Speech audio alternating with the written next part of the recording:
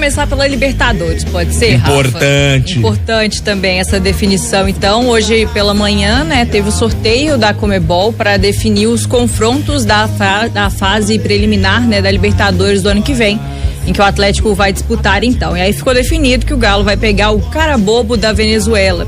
Esses jogos ainda não tem uma data definida, né? Mas a primeira partida vai acontecer lá em Valência, né? Que é a cidade do Carabobo.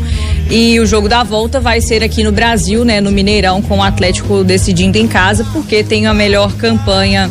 Melhor campanha não, né? Teve um melhor ranqueamento, né? De acordo com o ranking da Conmebol divulgado até na semana passada. Falando sobre isso, quero chamar vocês dois para o debate pra gente falar um pouco mais sobre esse confronto, né? Mas antes, como eu disse, né? O Carabobo é lá de Valência, né? Na Venezuela, e o estádio que o Atlético vai jogar, né? Primeira partida, na verdade o estádio que o Carabobo manda os seus jogos é o estádio Polidesportivo Misael Delgado, em Valência, e tem apenas a capacidade para 10 mil lugares. São só 10 mil torcedores, né? A capacidade desse estádio, né? Onde o Atlético vai enfrentar então o Carabobo lá em fevereiro, né? Para essa primeira partida. E aí eu quero saber, importante também, não tem altitude, né? Que essa é sempre uma preocupação que a gente tem em relação aos times que vão disputar aí esses torneios continentais, né? A Libertadores também é sul-americana, e lá não tem altitude, né? A altitude lá é de 500 e poucos metros, enquanto aqui em BH é de 800. Então aqui em BH é até maior em comparação a lá. A essa cidade, né, de Valência, na Venezuela. Então, esse desafio o Atlético não vai ter, mas tem o desafio da logística, né, que foi até tema hoje com o Rodrigo Caetano, né, diretor de futebol do Atlético, dissertou um pouco sobre esse confronto com o adversário, e a principal dificuldade que ele disse vai ser essa parte da logística, realmente, porque geralmente, né, a Venezuela é um país mais difícil de se chegar em relação a voos, vão ter que fazer mais escalas. E até a cidade também, né? Às vezes o aeroporto de lá pode ser menor, tem essa dificuldade de chegar, pode fazer algum trecho de ônibus, o que poderia prejudicar o Atlético, até sabendo que o calendário, geralmente, né, da temporada é mais apertado. O Galo vai enfrentar o Carabobo da Venezuela no meio de semana, com jogos nos fins de semana, né? Normalmente isso vai acontecer, então o Atlético vai ter que ter uma preparação extra em relação a isso também, né? Sem dúvida, é um desafio que o Atlético já teve outras vezes, para chegar em Barinas, por exemplo, quando enfrentou o Zamora em 2019, jogou também com o próprio Zamora em 2014. A América do Sul, a gente percebe que, por exemplo, pra gente falar na final, não era brincadeira para quem foi lá torcer pra Flamengo ou Atlético Paranaense, na final. Nas fases preliminares, é natural que aconteça a presença de clubes que estejam em cidades menores, cidades mais afastadas dos grandes centros. É um desafio. Qual que é a prioridade do Galo mesmo, Giovana, nesse momento? Libertadores. Não tem jeito. É poupar a turma no Campeonato Mineiro no final de semana anterior. Lembrando que esse final de semana anterior ao primeiro jogo é o sábado de Carnaval. Esse primeiro jogo contra o Carabobo pode ser inclusive na terça de Carnaval, na quarta-feira de cinzas. Simplesmente é prioridade, gente. Isso aí não tem nem ainda mais que é Campeonato Mineiro, né? O Atlético vai estar disputando o estadual, então não faz nem o jogo mais importante da primeira fase, que é o jogo contra o Cruzeiro, é uma semana antes. Isso. Uma semana e meia antes. Lembrando, vou repetir aqui, é o clássico da fase de classificação. Então, é um momento de menos cobranças e um pouco mais de tranquilidade em relação a isso. Prioridade é Libertadores, gente. Acabou. Não tem que ficar pensando em muita coisa. E, inclusive, quanto antes o Atlético for para se adaptar, para descansar, para chegar lá, é o ideal num processo como esse. Faz parte desse processo. Faz parte do processo. Se tivesse na fase de grupos, Giovana, talvez não tivesse. Ia ter uma semana tranquila, né? Sem jogos. Não, ia ter várias semanas, né? Sim. Porque só vai começar lá em abril. Então é mais tranquilo, seria mais tranquilo, mas não é. É importante, tem que vencer, tem que classificar. Lembrando que o vencedor de Carabobo e Galo enfrenta, aí começa a melhorar, aí começa a mudar. Fala aí pra gente. Então se o Atlético conseguir superar, né, o Carabobo e ir pra terceira fase, que é a última antes da fase de grupos da Libertadores, vai enfrentar o vencedor do confronto entre Universidade Católica do Equador e Milionários da Colômbia. E aí sim vai ter altitude em jogo, viu? Porque esses dois times, né, jogam em Quito e Bogotá, que tem quase 3.000 metros de altitude. Aí sim entra a altitude no jogo, que pode ser um dificultador também pro Galo. Carabobo é uma província, um estado da Venezuela. Então o time tem o nome do estado venezuelano da província de Carabobo, que fica no centro-norte do país. É uma região litorânea, é banhada pelo Mar do Caribe. Se precisar pegar uma prainha, dá pra pegar uma praia também lá em Carabobo, viu? Mais um motivo pra turma ir um pouquinho antes pra lá, se adaptar, ficar tranquilo. Em relação aos possíveis próximos adversários, caso se classifique, o Milionários já é um clube tradicional, é um clube de torcida grande, é um clube que tem tradição de jogar Libertadores, aí começa a mudar um pouquinho de figura. Tem que passar primeiro do Carabobo, ponto, acabou. Passando, se for Milionários, já começa a subir o nível. E aí, voltamos a reforçar.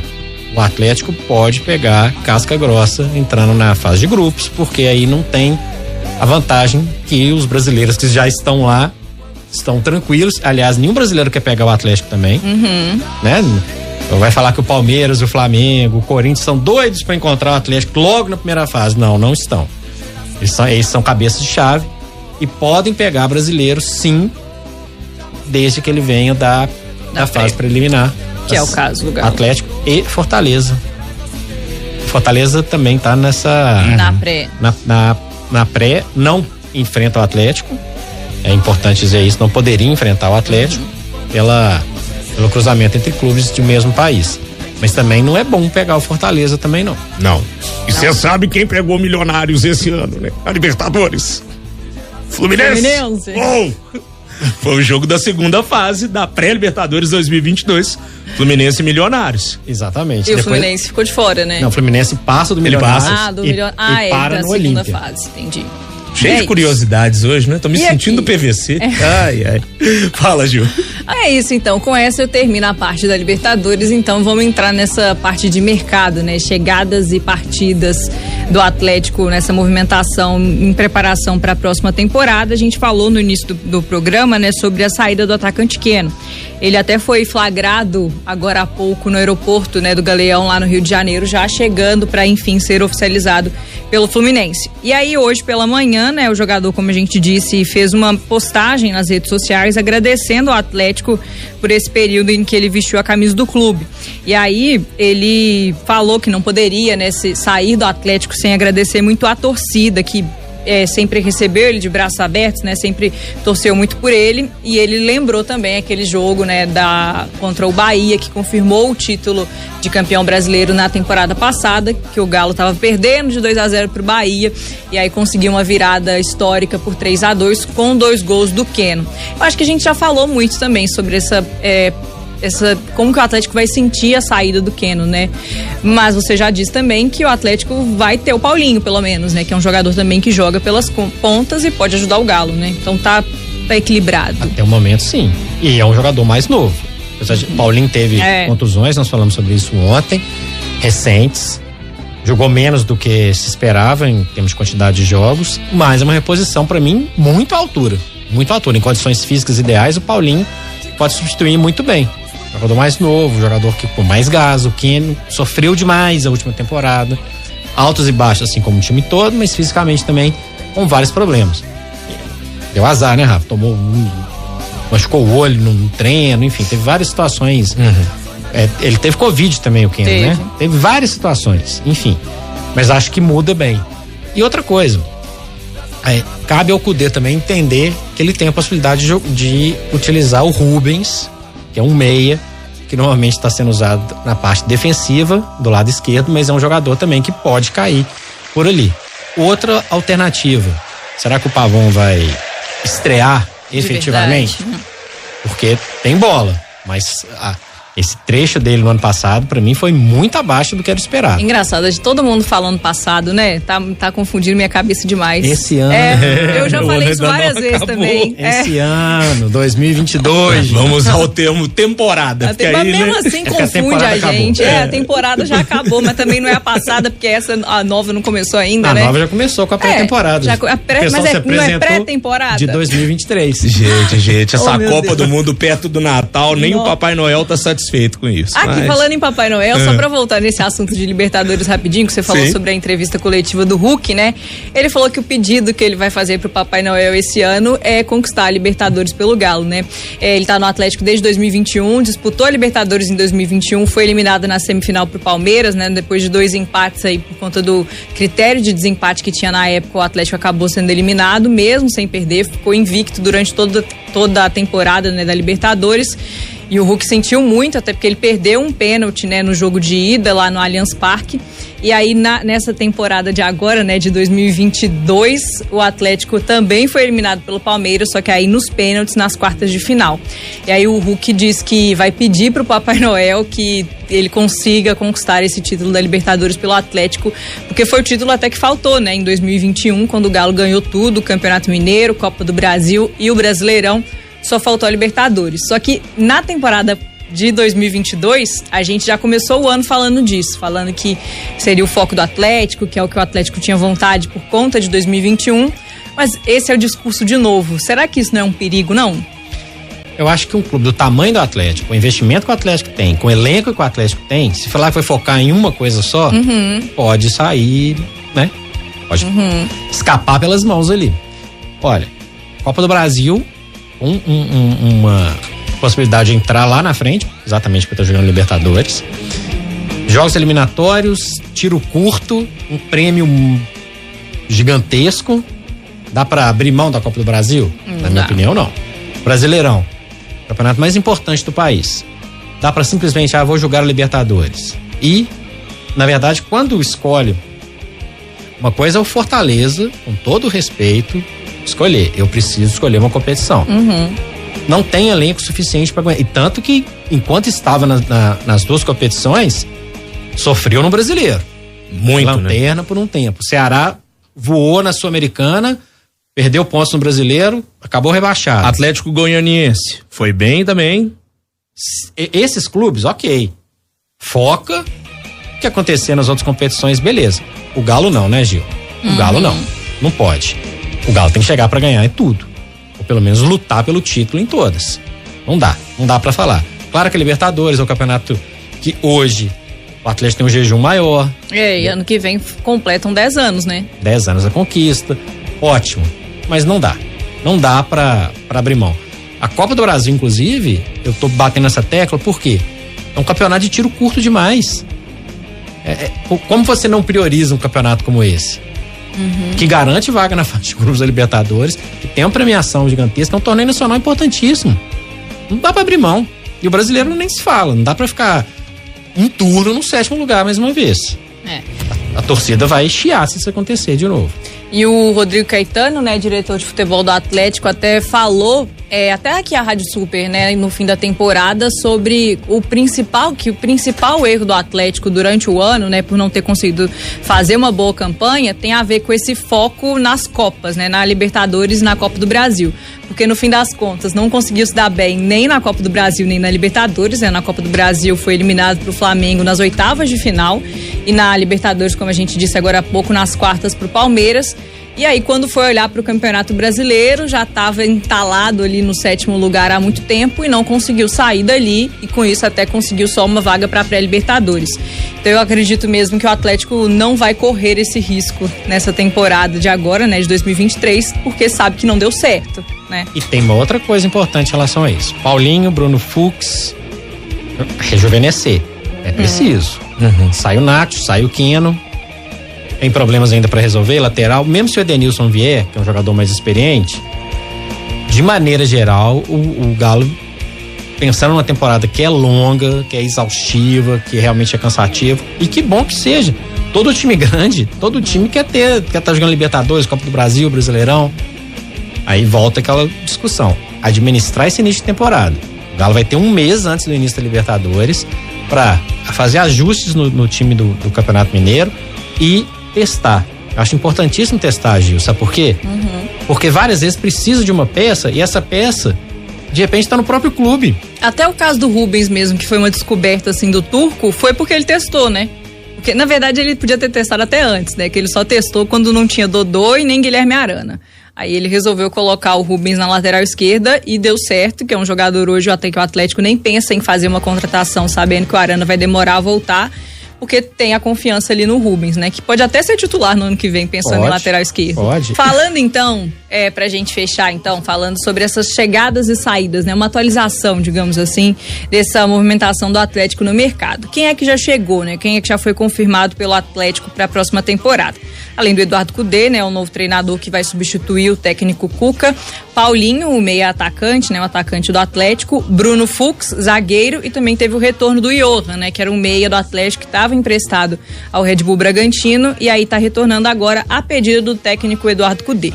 E aí temos as prováveis, né? Que já faltam só a oficialização do Atlético por parte do clube, então, para poder anunciar de verdade essas contratações. Tem o volante Edenilson, né? Vindo do Internacional. E também o meia Igor Gomes, que vem das categorias de base do São Paulo, né? Passou por lá e aí durante essa temporada agora ele foi até titular com o Rogério Ceni em algumas partidas, tem 23 anos e também é um jogador que chegaria pro Atlético então pro ano que vem para reforçar.